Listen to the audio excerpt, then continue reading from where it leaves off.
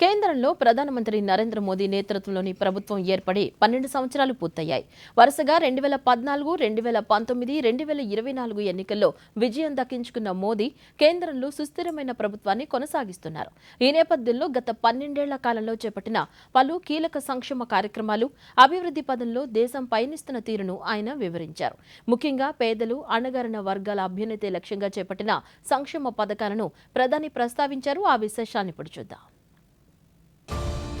దేశ ప్రధానిగా నరేంద్ర మోదీ బాధ్యతలు చేపట్టిన తర్వాత అనేక రంగాల్లోనే కాదు, సమాజంలోని అణగారిన పేదల జీవితాల్లోనూ వెలుగులు నింపేందుకు విశేషంగా కృషి చేస్తున్నారు.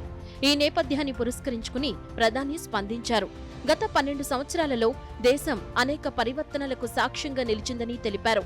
ఈ మార్పులన్నింటికీ పేదలు, అణగారిన వర్గాల సంక్షేమమే మూలమని పేర్కొన్నారు.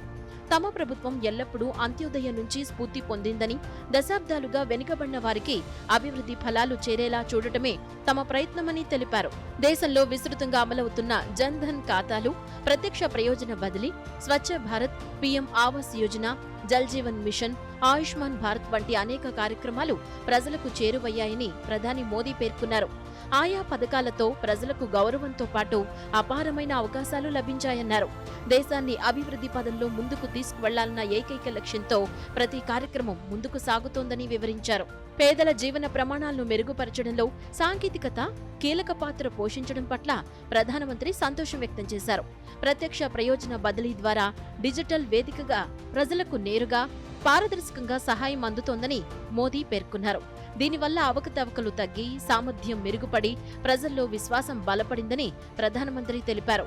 ఈ విధంగానే గరీబ్ కళ్యాణ్ యోజన వికసిత భారత కలను సాకారం చేసే దిశగా ఒక సామూహిక ఉద్యమంగా మారిందని పేర్కొన్నారు. గత 12 ఏళ్లలో భారతదేశం ఎన్నో పరివర్తనలకు సాక్ష్యంగా నిలిచిందన్నారు. ఈ మార్పులన్నిటికీ పేదలు, అణగారిన వర్గాల సంక్షేమమే మూలమని పేర్కొన్నారు. దశాబ్దాలుగా వెనుకబడిన వారికి అభివృద్ధి ఫలాలు చేరేలా చూడటమే తమ ప్రభుత్వం చేస్తున్న ప్రయత్నమని తెలిపారు. పేదల జీవన ప్రమాణాలను మెరుగుపరచడంలో సాంకేతికత కీలక పాత్ర పోషించడం కూడా సంతోషకరమైన విషయంగా పేర్కొన్నారు. పేదల అభ్యున్నతే లక్ష్యంగా చేపట్టిన గరీబ్ కళ్యాణ్ యోజన ద్వారా ఆయా కుటుంబాల ఆరోగ్య సంరక్షణ, గృహ వసతి, ఆర్థిక సాధికారత, పారిశుద్ధ్యం, స్వచ్ఛమైన నీరు, ఆహార భద్రత వంటివి చేరువ చేశామని ప్రధాని తెలిపారు. తద్వారా పేదల జీవితాలను మెరుగుపరచడానికి, అవకాశాలను సృష్టించడానికి గరీబ్ కళ్యాణ్ యోజన ఎంతో దోహదపడిందని పేర్కొన్నారు. సమ్మిళిత అభివృద్ధి, పరివర్తనాత్మక ప్రభావం వంటివి 25 కోట్లకు పైగా ప్రజలు పేదరికం నుంచి బయటపడేలా చేశాయన్నారు. వీరంతా నూతన తరం, మధ్యతరగతి ప్రజలుగా అభివృద్ధి సాధించారని తెలిపారు.